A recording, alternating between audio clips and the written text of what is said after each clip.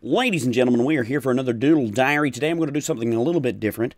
I have some watercolor paper that I have drawn a Patrick version of Link on. And I found this the other day, digging through some things and cleaning some stuff up. And I said, you know, I did this about a year ago and I've not colored it yet. The thing was, I was going to try to do a t-shirt design maybe or something. And I thought it was cool, so I kept it. And now I'm going to color it. It may never turn into a t-shirt, but at least it's cool looking, I think. I'm a big fan of The Legend of Zelda and Link. I don't know why he gets the bad rap. I mean, Zelda's cool and all, don't get me wrong. But there's no mention of Link throughout the legend. I mean, they could have had The Legend of Zelda and Link.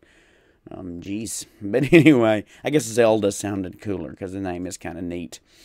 We skipped last week Doodle Diary if you were paying attention, which you should be, and if you did notice, then pat yourself on the back. You're awesome. But the reason we did that is because it was really a terrible start to the week with storms, lots of tornadoes and things, and sitting in storm shelters, and that really takes the art side out of it. For me, like I can't focus when I know that I'm staring down a potential barrel of bad weather, and that's one of the drives to get me out of this area. This area is great and all; it's great and free, and the air's sweet, and trees and stuff, and plants and things, and nice people. But I don't know. I don't know if it's enough to want to dodge 2 times a year. Really, it's in the spring and then in the fall. As the 2 times of year that there are really a lot of tornadoes and a lot of severe weather. I'm not a big fan. Of course, I've always been that way because I've always, watched the weather. I've always lived here, and so it's always been a thing. Even as a child, I've never really cared too much for storms. So yeah, that's one of the reasons I wasn't focused enough to do it, and I was working on another puppet build here and there. I'm working on some stuff, trying to get some ideas for puppet blanks and things for customization for on the lighter end for those who want to buy a puppet who don't want to have a Sesame Street Muppet brand that'll cost them a lot, but still would like to have one that resembles them so they can act crazy. Just working over stuff like that. I'm about to put a video out soon, if you're watching this, of me and talking about Patreon and everything. I know I've mentioned this before, but and I'm not really going to, blow your ear up about it here either, because I'm going to go into a little bit more detail in the video. But yeah, it's going to be puppet builds and everything, just kind of putting out there for commission work and stuff like that. Of course, my live streams are going great. If you're a part of the live stream, then awesome. You should be there playing video games. Some Heroes of the Storm Alpha I got into. That's pretty awesome. I didn't think I was going to like the game, to be honest. I was excited to give it a try because it is free to play, and it does have your beloved Blizzard characters, both from Diablo and World of Warcraft and StarCraft, all these fun characters, and that's what drew me in. That's what got me intrigued about it, because I never played League of Legends. But yeah, I played it and I really like it. I'm a bit addicted to it in a way. I can't wait till Ray and a few others on the stream get to be able to play it when it comes out or goes into beta and they let more people in. I think it's going to be really cool to experience with friends over Skype and Vent and all this stuff, talking to individuals. So if that's something you look forward to, you need to go over there to the Twitch. I don't talk about it a lot in videos.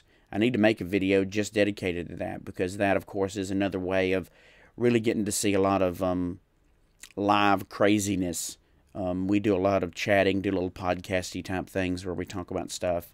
And if you're not there, you're missing out, honestly. You can ask about art, anything there. I mean, I'm live reading the chat, so if you ask a question, I'll see it and I'll immediately respond and we'll talk about it.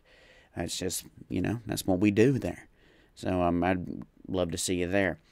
Also, what else is there? I will say this about the art. Let's go back to the art for just a second.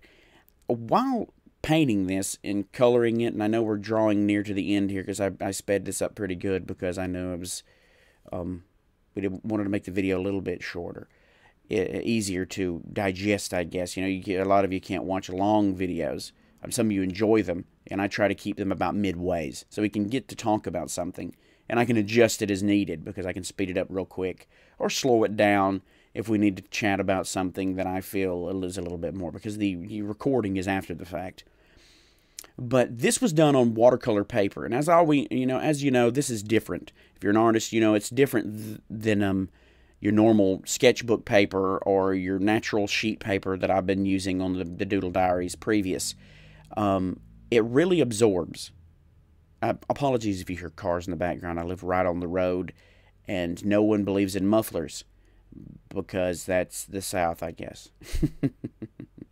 You gotta have your truck sounding loud. But yeah, back to the art. It absorbs. It absorbs really quickly, and I noticed that the alcohol or whatever it is that's inside these fancy markers reactivated slightly. Like if I stayed over the top of it, because this is ink. This was an ink drawing, dip pen, like a quill pen, and a paintbrush that I dipped in the ink. I inked it like naturally. Now right there, you see it's a painter's pen I bought at Walmart.